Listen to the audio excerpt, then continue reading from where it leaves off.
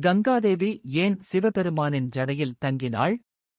நம்ம எல்லாருக்கும் சிவபெருமான் தலையில் கங்கை இருப்பது தெரியும்.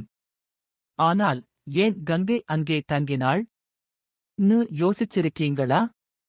வாங்க, இதை பற்றி ஒரு சின்ன கதையா கேட்போம். ரொம்ப காலத்துக்கு முன்னாடி சகரன் என்ற ஒரு மன்னன் இருந்தார். அவருடைய 60,000 மகன்கள் ஒரு யாக குதிரையை தேடிக்கிட்டு போனாங்க. அந்த குதிரை கபில முனிவரின் ஆசிரமத்துக்கு அருகே இருந்தது.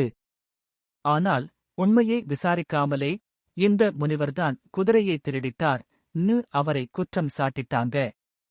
தவத்தில் இருந்த கபில முனிவர் கண்களை திறந்த உடனே அவருடைய தவ சக்தியால் எல்லாரும் சாம்பலாயிட்டாங்க. அவர்களுக்கு மோட்சம் கிடைக்கணும்னா சொர்க்கத்தில் ஓடிக்கொண்டிருந்த கங்காதேவி பூமிக்கு வந்து அந்த சாம்பலை தொடணும் என்று சொல்லப்பட்டது.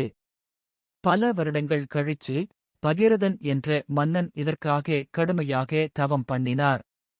கங்காதேவியும் பூமிக்கு வர சம்மதிச்சாங்க. ஆனா அவங்க ஒரு கேள்வி கேட்டாங்க.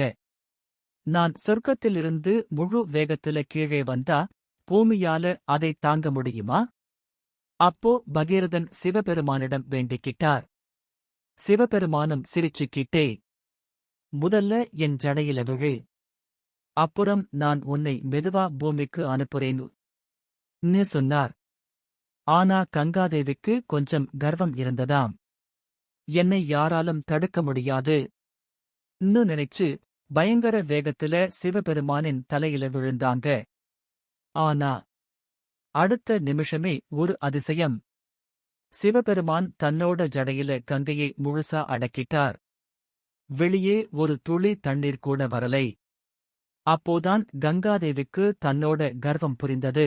அவங்க மனசார மன்னிப்பு கேட்ட பிறகுதான் சிவபெருமான் ஜடையிலிருந்து மெதுவா கங்கையை வெளியே அனுப்பினார். அந்த கங்கை பகீரதனை பின்தொடர்ந்து சென்று சகர மன்னனின் மகன்களுக்கு மோட்சம் கிடைக்க காரணமானாள். அதனால்தான் சிவபெருமானை கங்காதரர் அழைக்கிறோம். இந்தக் கதை நமக்கு ஒரு அழகான பாடம் சொல்லுது. எவ்வளவு பெரிய சக்தி இருந்தாலும் பணிவு இல்லை என்றால் அது பயனில்லை. பணிவு இருந்தால் மட்டுமே அந்த சக்தி உலக நன்மைக்கு பயன்படும்.